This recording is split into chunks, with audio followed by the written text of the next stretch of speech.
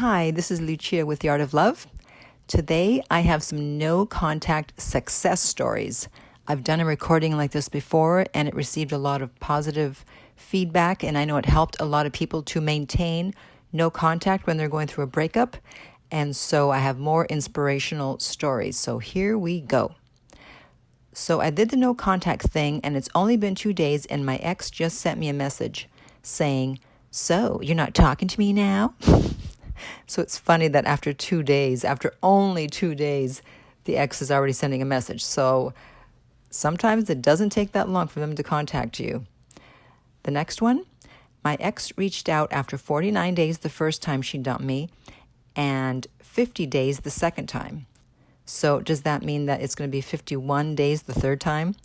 Listen, don't go for a third time. If someone breaks up with you twice, there's a fundamental flaw. And so you either have to fix it or just move on. How can you have a relationship if you're constantly wondering whether they're going to break up with you again? Okay, my ex broke up with me and I went no contact. He contacted me after about 15 days. I responded with a short and kind messages. The next day, I got a 17-minute audio from him saying nothing but loving things and an explanation of why he left. Wow. 17-minute audio. That's a long audio. So I don't know if they got back together, but, well, at least he contacted her. Who knows?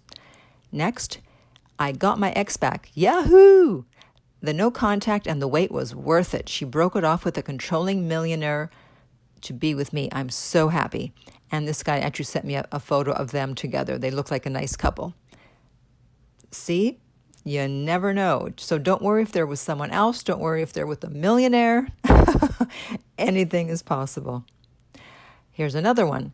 My ex contacted me after 28 days by telling me that his island is suffering a horrible hurricane. Disasters bring people together. Yes, they do, but hopefully you don't need a disaster in order to hear from your ex. The next one.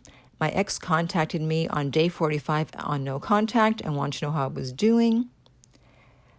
Another one, my ex said he wants to live his life and he's young and doesn't want to prioritize the relationship. I then followed your rule of no contact until 6 weeks later he came back. So as you can see, most of these people, it's a lot longer than 30 days because I know you've probably heard of the 30-day no contact rule, which is a total lie. This was 6 weeks. The one before was 45 days. The one before, 49 days, 50 days. So it's not usually less than 30 days. All right, the next one says, when my ex broke up with me, I did 2.5 months, see, of no contact. She messaged me and said, I went crazy without you. That's a perfect text to get from an ex. Moving on. Within 30 days of no contact, I actually met another woman. My ex found out and was begging me to take her back. However, I ended up staying with the other woman and I'm still with her. Hey, this is what happens. I mean, this is what someone risks when they break up with you, that you're now free to find someone else. And that's exactly what happened. And that's also a good reason to do no contact, because you might find someone better, someone who would never think of breaking up with you. And that's exactly what happened here. And now his ex found out, nope, you can't necessarily get someone back after you break up with them. Moving on, lots of success stories. After 2 weeks of no contact, my ex is now sending me smiley faces and thumbs up signs. That's nice, but that's not really contact on their part, so don't respond. If they want to talk to you, then they need to actually say something. They're just trying to get you to contact them. So don't fall for that trick. Okay. Next one. My ex broke up with me a little over a month ago. 3 days ago, he accidentally sent 2 text messages, then a whoops. And then he called and let it ring once.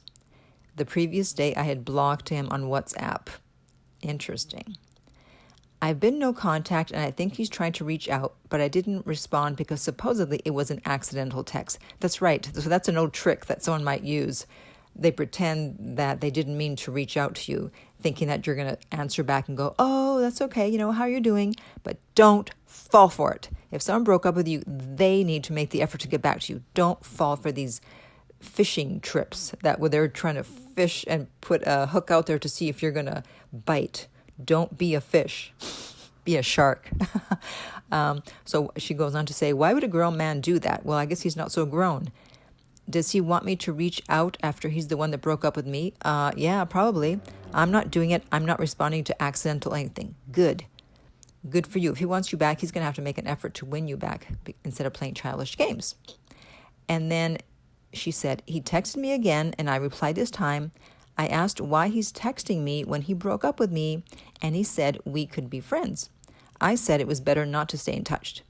He said he should have said he needed a break instead, and that we can at least talk. Oh, so now he's backtracking and saying that he just wanted a break. So two things are going on here. Either he wasn't serious about breaking up with her, and then when she broke contact, or she did no contact, then he realized that, he better contact her because she wasn't going to contact him. Or he really did want to break up with her. And again, when she did no contact, he realized that he didn't want to break up. So now he doesn't want to say, well, I want to get back together. So he's just saying, oh, well, I'm sorry. I just meant I needed a break. No, if you needed a break, you would have said you needed a break. So he's childish.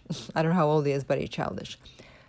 So I think that's enough success stories for today. I have a lot more, but we'll leave those for another recording.